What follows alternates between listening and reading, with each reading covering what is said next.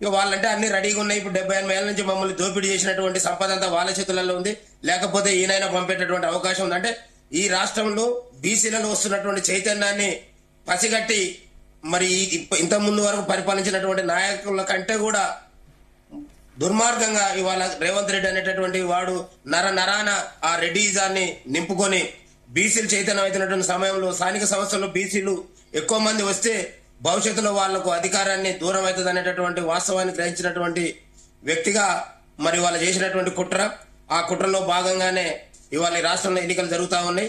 దాన్ని జీర్ణించుకోలేనటువంటి ఈశ్వరాచారి మరి అంతేకాకుండా ఇదేదైతే మొన్న 42% రిజర్వేషన్ కోసం కాంగ్రెస్ పార్టీ, బీజేపీ, బీఆర్ఎస్ అన్ని కూడా రోడ్ల మీదకి వచ్చి పేపర్లలో పోజులు ఇచ్చినాయి. కానీ మరి ఆ 42% రాకుండా కనీసం 23 కూడా లేకుండా 17% పడిపోయిన సందర్భంలో ఏ ఒక్క పార్టీ కూడా కనీసం ప్రశ్నించకుండా గొంతు విప్పకుండా మౌనం వహించడాన్ని నిజంగా దుర్మార్గంగా భావిస్తా ఉన్నాం. మా సోదరులు వివిధ పార్టీల నుంచి వచ్చినటువంటి వాళ్ళందరూ ఏమనుకున్నా కొంత అంతరాత్మ అనేది మనకు కొన్ని చెప్తుంది. ఆ అంతరాత్మ సాక్షిగా మనం మాట్లాడాల్సినటువంటి సందర్భం. ఇవాళ ఐక్యం గారు అనేటటువంటి సందర్భంతో 78 ఏళ్ళ నుంచి ఒక ఆయనకు గొల్లాయనకు, గమలాయనకు, ముదిరాజాయనకు, మంగళాయనకు, సాకలాయనకు పంచాయతీలు పెట్టి పబ్బం గడుపురు. ఇవాళ అందరం ఐక్యమైనటువంటి వాతావరణం ఈ రాష్ట్రంలో కనపడతా ఉంటే ఈ పార్టీలు ఐక్యమైతా ఉన్నాయి. ఏ పార్టీలు? ఇవాళ అన్ని పార్టీలు కూడా అగ్రవర్ణాల కంట్రోల్ నడుస్తున్నటువంటి పార్టీలు. ఇవాళ రేవంత్ రెడ్డి చేస్తున్నటువంటి దుర్మార్గమైనటువంటి రిజర్వేషన్ కామారెడ్డి డిక్లరేషన్ అమలు చేయకపోతే అదే వీళ్ళకి సంబంధించిన సబ్జెక్ట్ అయితే రోడ్ల మీదకి ఇవాళ 5 లక్షల హీల్డ్ సంబంధించిన దాని మీద అన్యాయం జరుగుతుందని మొత్తుకుంటారు. ఇంకొక దాని మేము కానీ ఇంత మెజార్టీ ప్రజలు ఇవాళ 2.5 కోట్ల పైన ఉన్నటువంటి ప్రజలకు జరుగుతున్నటువంటి అన్యాయం మీద మరి బీజేపీ మౌనం కానివ్వండి, బీఆర్ఎస్ మౌనం కానీ మరి మా సోదరులకు కూడా అర్థం కావాలి.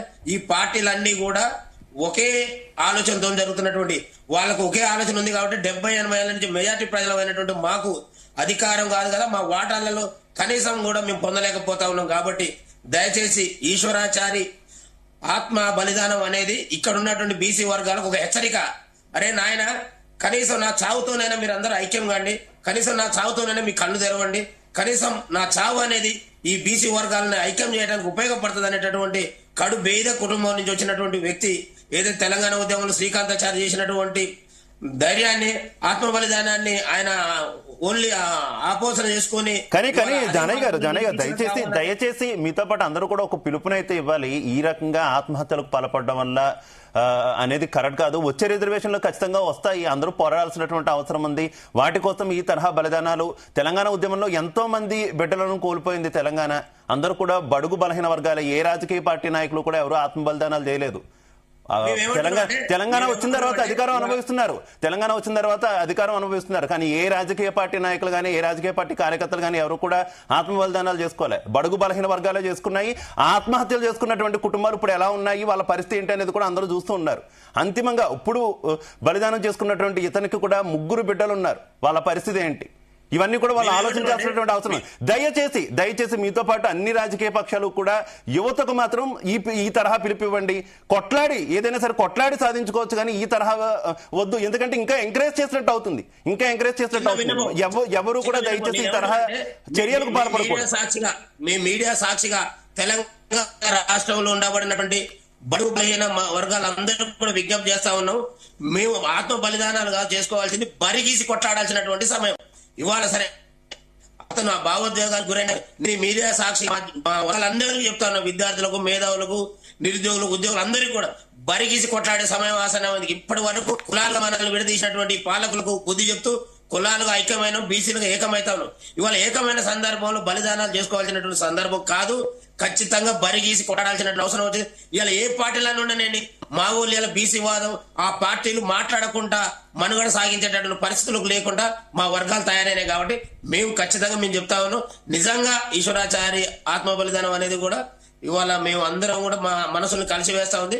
తను ఎవరితో సంప్రదించకుండా ఒక నిర్ణయానికి వచ్చి సడన్ గా అక్కడికి వచ్చి మాట్లాడి మళ్ళీ కనపడకపోతే చేసింది. కాబట్టి ఇలాంటి చర్యలకు ముందు ఎవరు కూడా పాల్పడొద్దు అనేది మా విజ్ఞప్తి. మా జాతుల్ని మేము కాపాడుకోవాలి.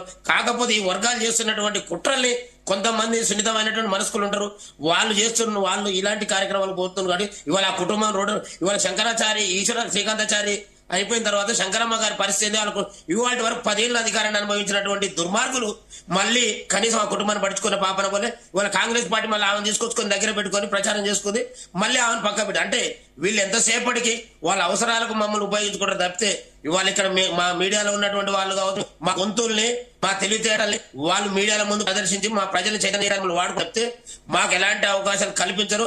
ఆత్మ బలిదానాలు కాదు మేము చేసుకోవాల్సింది, బరిగీసి ఈ దుర్మార్గుల్ని అగ్రవర్ణ పార్టీలు ఏదైతే ఈ రాష్ట్రంలో ఉన్నాయో వాటి బొందబెట్టే సమయం వచ్చింది. ఖచ్చితంగా బొంద పెడతాం. ఇవాళ తీర్మానం మల్లన్న గారిని ఔదార్యం చేస్తారు. కనీసం మేము పోయి ఆ కుటుంబానికి మనోధైర్యాన్ని కూడా కల్పించలేనటువంటి స్థితిలోకి ఈ వర్గాలు తీసుకుపోతారు. ఇవాళ చనిపోయి 3 పిల్లలు పట్టుకొని ఉన్నటువంటి వాళ్ళు కనీసం అంత్యక్రియలకు పోకుండా మమ్మల్ని ఔదార్యం చేయడం అనేది దుర్మార్గమైనటువంటి చర్య. ఈ ప్రభుత్వం అనుకుంటా ఉంది కేసీఆర్ కూడా ఒక నియంత మాదిరిగా 10 ఏళ్ళు అధికారాన్ని ఈ వర్గాలు ఇస్తే నియంత మాదిరిగా చేసినటువంటి కేసీఆర్ కి బుద్ధి చెప్పిన చరిత్ర ఉంది. ఇవాళ వీళ్ళకి 5 ఏళ్ళు కాదు కదా, 2 ఏళ్ళు కూడా గడవలేదు. వీళ్లకు అనుకుంటా ఉన్నారు మేము ఏదైనా చేయగలుగుతామని.